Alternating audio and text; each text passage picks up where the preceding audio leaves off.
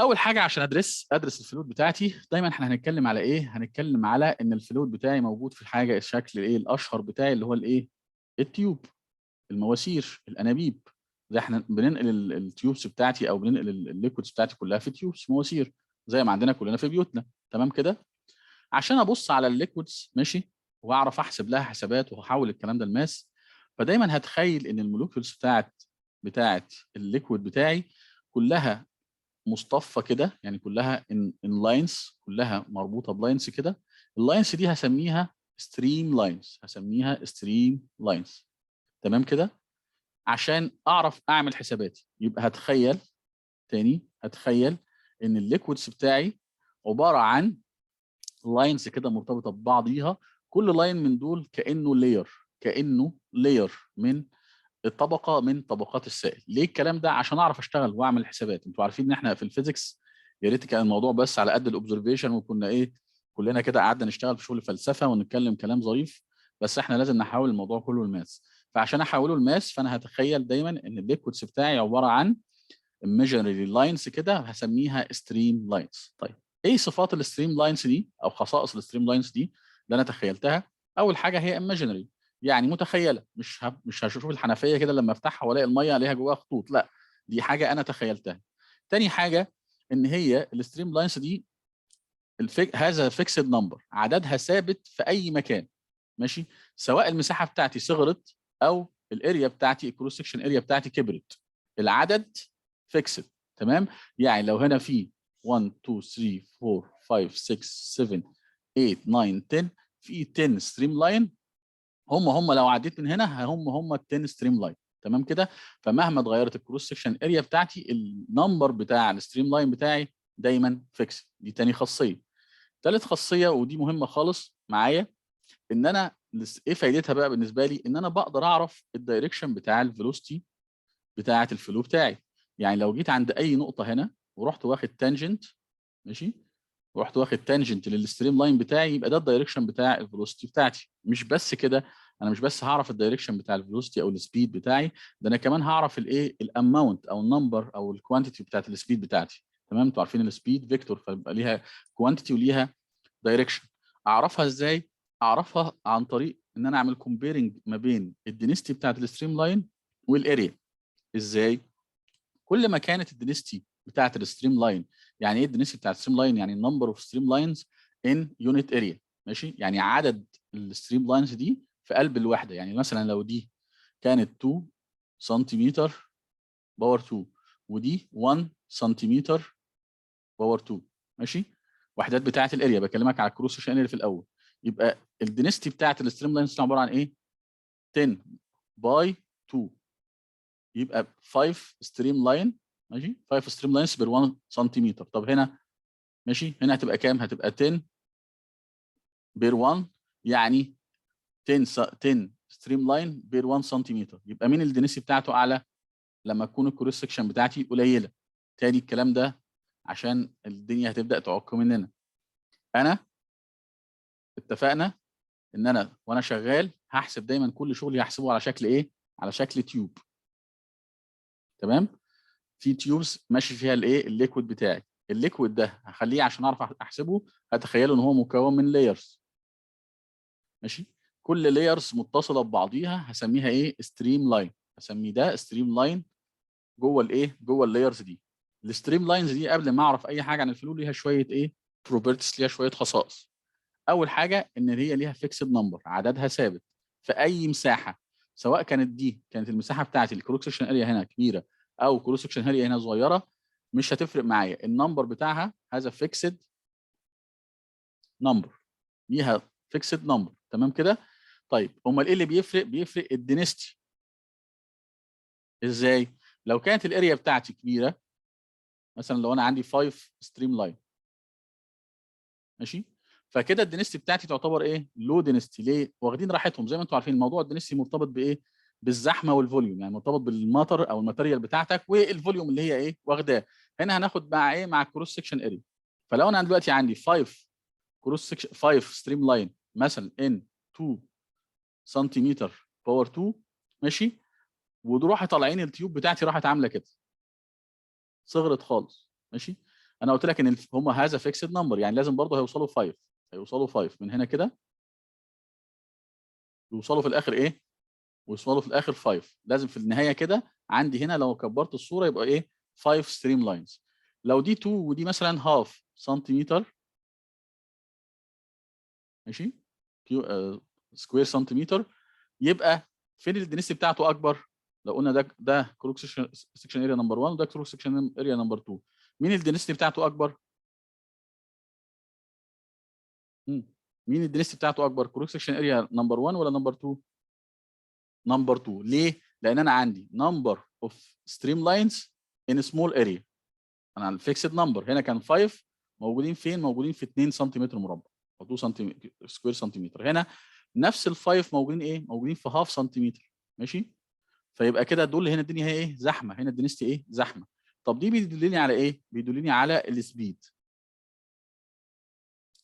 بتاعه الايه؟ الليكويد بتاعي. ازاي يا مستر؟ لما تكون هنا الدنيا رايقه، لما تكون الدنيا رايقه، فاكرين نفس الفكره بالظبط بتاع الاوبتيكالي سبيد او الاوبتيكالي دينستي. كنا بنقول لما يكون عندي ريرر ميديوم بنلاقي السبيد بتاعتي ايه؟ عاليه. لما يكون دنسر ميديوم بتلاقي السبيد بتاعتي قليله. هنا بقى بنتكلم على الميديوم نفسه، على الميديوم نفسه. كنت بقول لكم ليه في الدنسر السرعه قليله او السبيد بتاعته قليله؟ قلت لكم عشان بيبقى زحمه. هي نفس القصه هنا كده. في الدنستي الدنيا بتبقى زحمه. ده معناه ايه؟ معناه هم نفسهم عايزين يطلعوا هنا 5 وهنا 5، عايزين يطلعوا. فعشان يطلعوا في نفس الوقت ونفس الخمسه يبقى لازم ايه؟ لازم يطلعوا بسرعه، ماشي.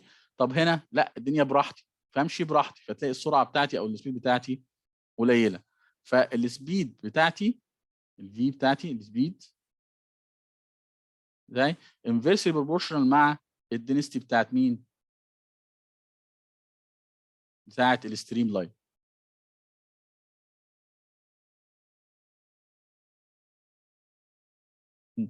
تمام ولا؟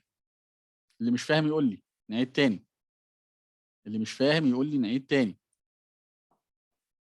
هي حته في الاول كده تحس ان هي رخمه، بس الدنيا هتمشي دلوقتي وهتظبط خالص لما ايه؟ نبطل تخيلات والحاجات اللي بنقولها دي. تمام. يبقى انا تاني يا رنا، حلو قوي. بص يا ستي، انا قلت لك ايه؟ الصفحه بتاعتي احنا زي ما اتفقنا انا هتكلم على الليكويد زي الووتر. اشهرهم زي الايه؟ زي الووتر. الووتر دي او الليكويد دي عشان يمشي هنمشيه في ايه؟ هنمشيه في تيوب، ماشي، هنمشيه في تيوب زي الرسمه اللي هو ايه؟ جايبها لكم. التيوب دي في الغالب اغلب التيوبس بتاعتي، ماشي، بتكون جايه بكروس سكشن اريا مختلف. يعني ايه كروس سكشن اريا مختلف؟ انت لما بتيجي تاخدي في ايه؟ الموضوع كله هنقضيه سباكه، يعني ايه؟ ان احنا شغالين سباكه اليومين دول في اخر درسين دول. وانا ايه؟ في البيت بتاعي بركب ماسوره ميه. الماسوره بتاعت الحي بتكون مساحتها الكروس سكشن اريا بتاعتها كبيره ولا لا؟ بتكون كبيره. طيب انا هاخد بنفس كروس سكشن اريا بتاعت الحي؟ لا، ده انا بروح ايه؟ مصغرها. وليكن مثلا كانت هي 3 انش، بروح واخد انا ايه؟ 1 انش، ماشي. بوصه بتتقاس بالبوصه عشان احنا في مصر هنا شغالين على البريتش سيستم في السباكه، مش شغالين بالسنتي. تمام. وبعدين ايه اللي بيحصل؟ بتخش البيت، هل بتفضل بنفس البوصه الكبيره دي او المساحه الكبيره اللي انا خدتها؟ لا. ببدا السباك عندي او الراجل اللي بيصمم الشقه يبدا ياخد لي ايه؟ يصغر الماسوره دي ويبدا يعمل لي ايه؟ افرع ويوزعها.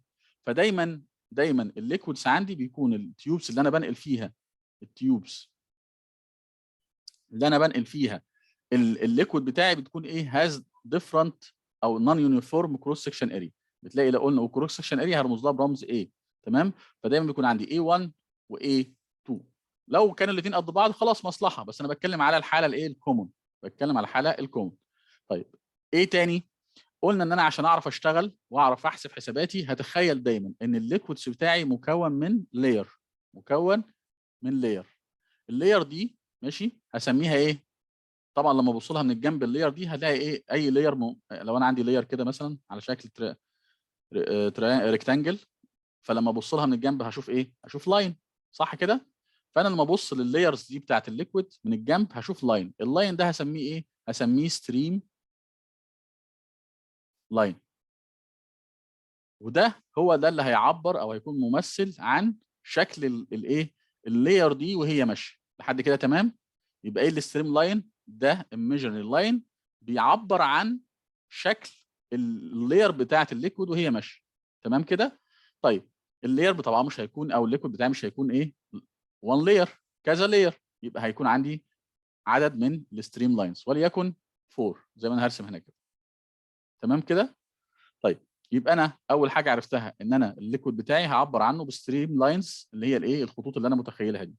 مالها الخطوط دي؟ ايه صفاتها؟ زي ما قلنا اول حاجه ان هي بتكون imaginary. تاني حاجه المفروض، وبالذات لما بتكلم على نوع من انواع الفلو، ما يحصلش ما بينها تقاطع، ما ابصش الاقي خط ماشي كده وخط ماشي كده، لا دي لير بتمشي مع بعض، حتى لو حصل اختلاف في السرعه ابص الاقيهم ايه عملوا كده، ما يحصلش ما بينهم ابدا من بعض كروس ما بين الايه الستريم لاينز دي. تاني حاجه ان هي بتكون النمبر بتاعها فيكسد، هذا فيكسد نمبر ان ذا كروس ان اني كروس سكشن اريا من التيوب بتاعتي. يعني لو انا الكروس سكشن اريا بتاعتي دي اللي هي الكبيره اللي A1 كانت زي ما قلنا 3 سكوير سنتيمتر او سنتيمتر باور 2، لان انا بتكلم على اريا فبتلاقي الايه الباور 2، وهنا 1 سنتيمتر.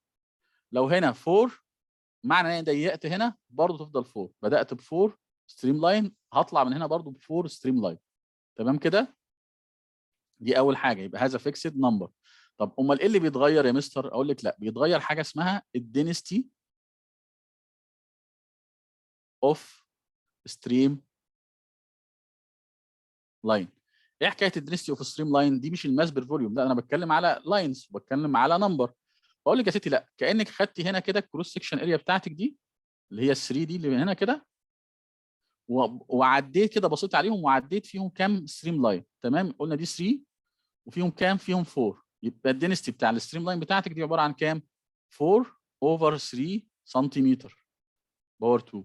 يبقى عندي 4 ستريم لاين، 4 ستريم لاين موجودين في قد ايه؟ في 3 سنتيمتر، ودي تبقى الوحده بتاعتها كده. طيب في الناحيه الثانيه بقى الكروس سكشن الثانيه اللي هي 1 سنتيمتر، برضه هلاقي ايه؟ هلاقي الفور هم ماشي. يبقى المره دي هيبقى عندي كام بقى الدنسيتي في هنا؟ هيبقى 4 ستريم لاين بس بير ايه 1 سنتيمتر باور 2. يبقى مين الدنسيتي بتاعته اعلى؟ 4 اوفر 3 ولا 4 اوفر 1؟ مين الرقم الاكثر؟ الرقم الاكثر طبعا اللي او اللي هيديني نتيجه اكتر ال 4 اوفر 1. يبقى هنا الدنسيتي بتاعتي هتبقى ايه؟ هاير. تمام؟ هاير ايه؟ هاير دنسيتي، وهنا هتبقى لور دنسيتي. طيب استفدت انا ايه من الكلام ده؟ اقول لك بقى يا ستي تعالي، انا ده كله الكلام ده كله انا شغال اصلا عشان احسب ايه؟ لو تفتكروا في الاول قلنا شغال عشان احسب الفلو. طيب يعني ايه فلو؟ يعني سريان. يعني ايه سريان؟ يعني اكيد له سبيد، صح كده؟ اول حاجه افكر فيها طالما حاجه بتمشي، حاجه متحركه، حاجه ليها موشن، افكر في السبيد. فيقول لي بقى الستريم لاين دي هتديني السبيد. احنا ساعه ما خدنا الفيلوسيتي قلنا ان ليها ايه؟ هي فيكتور، فيكتور كوانتيتي، يعني ليها دايركشن وليها كوانتيتي، صح كده؟ طيب اول حاجه عايز اجيب الدايركشن بتاعها، هجيبه ازاي؟ قال لك يا سيدي عند اي نقطه عايز تعرف الدايركشن بتاع الفيلوسيتي، روح عند الستريم لاين واعمل لي ايه؟ اعمل لي تانجنت. التانجنت ده هو ده الدايركشن بتاع الفي. دي اول ايه؟ اول ملحوظه. يبقى انا كده عرفت ايه؟ عرفت الدايركشن بتاع السبيد بتاعي. طيب وعايز اعرف بقى مين اللي الفيلوسيتي بتاعتي اكتر، مين اللي قيمتها اكبر او قيمه الفيلوسيتي. يقول لك بقى يا سيدي خد بالك ان السبيد ماشي بتاعتي انفرسلي بروبورشنال مع، او اسف دايركتلي بروبورشنال مش انفرسلي، اسف، دايركتلي بروبورشنال مع الدينستي او الستريم لاين دينستي. تاني، السبيد بتاعي دايركتلي بروبورشنال مع الستريم لاين دينستي. يعني انا هنا في الفتحه الكبيره، كروس سكشن اريا الكبيره بتاعتي، كانت الدنسيتي بتاعتي قليله، صح كده؟ كانت ايه؟ لور. طالما الدنسيتي لور يبقى انا ما فيش داعي ان انا السائل بتاعي يتزحم ويضغط على نفسه ويمشي بسرعه. فهيعمل ايه؟ هيمشي ببطء. طيب لما اوصل لهنا في الكروس سكشن اريا الثانيه هلاقي الدنيا هنا زحمه، فهو كله عايز يطلع لان النمبر ثابت ومش عايز يتقاطع. تاني يعني تخيل الموضوع، احنا كلنا اهو 4، والاربعه دول عايزين نعدي من مكان واسع قوي، ماشي؟ فعشان نعدي من المكان الواسع ده كل واحد ياخد راحته. ليه اجري؟ انا عايز اطلع هنخش كلنا في نفس الوقت واحنا مرتاحين. نيجي هنا الدنيا زحمه، فعايزين نطلع كلنا في نفس الوقت، فكانه سباق عشان نطلع في نفس الوقت. فالسرعه بتاعتي يحصل لها ايه؟ هيحصل لها انكريزنج لان الدنسيتي بتاعتي حصل لها انكريزنج. طيب مثال عشان الموضوع ده يوضح بالنسبه لكم خالص، وكلنا عملناه واحنا صغيرين واحنا كبار لما بتيجي الفرصه بنعمله. تمام. حد فينا قبل كده مسك خرطوم ميه عشان يرش بيه زرع، يرش بيه ارض، يرش بيه اي حاجه؟ الخرطوم الميه لما بفتح الحنفيه بتاعتي بيبقى ايه؟ له سرعه معينه، صح؟ وليكن ادي شكل الخرطوم اهو بتاع الميه، الهوز بتاعي اهو، تمام. والميه بتاعتي بتبقى طالعه ايه؟ عامله كده، تمام. طيب يقول لك ايه بقى؟ انا عايز ازود الميه دي، عايز اخلي الميه بتاعتي دي تروح لمسافه بعيده. بروح اعمل ايه؟ بروح يا اما احط صباعي يا اما اضغط هنا كده على الايه؟ على الفتحه الاخرانيه بتاعه الهوز. او كمان بقى الحاجات المتقدمه اروح مركب ايه؟ اركب نوزل كده من قدام زي الجماعه بتوع الحريق، ماشي. ابص الاقي الميه حجمها رفع، حجم الستريم بتاعي اللاين رفع وراح لمسافه ايه؟ كبيره جدا. حد عمل الحكايه دي قبل كده او شافها بتتعمل قدامه يا شباب؟ هي الفكره كده بالظبط. انا كانت الميه ماشيه بسرعه معينه في قلب الهوز بتاعي، حبيت ازود سرعتها عشان تروح مسافه اكبر. فعملت ايه؟ عملت ان انا قللت الكروس سكشن اريا. لما اقلل الكروس سكشن اريا ايه اللي بيحصل؟ الدنستي بتاعتي هتزيد لان الستريم لاينز عددها ثابت. فايه اللي يحصل لما الدنستي تزيد؟ السرعه كمان السبيد بتاعتي تزيد، فتوصل لاماكن ايه؟ ابعد. فتوصل لاماكن ابعد. ودي نفس الفكره بتاعت الجماعه بتوع الفاير فايتنج، ماشي. هناخد الكلام ده في الاخر. الجماعه بتوع الفاير فايتنج لان هو بيبقى عايز يوصل الميه لمسافه بعيده خالص، وهو في نفس الوقت يكون سيفتي، يكون امان ليه بعيد عن الحريق. فبيعمل ايه؟ بيروحوا مركبين حاجه هنا كده هوز او نوز، بيبقى ايه؟ بيسموه هم بالعربي كده بشبوري، ماشي. ايه القصه بتاعته ده؟ ان هو يوصل لك الميه، يقلل المساحه فيزود الدنستي، فيوصل الميه لمسافات بعيده. فهمنا كده ايه قصه الستريم لاينز كلها؟ حد عنده مشكله في الستريم لاينز تاني؟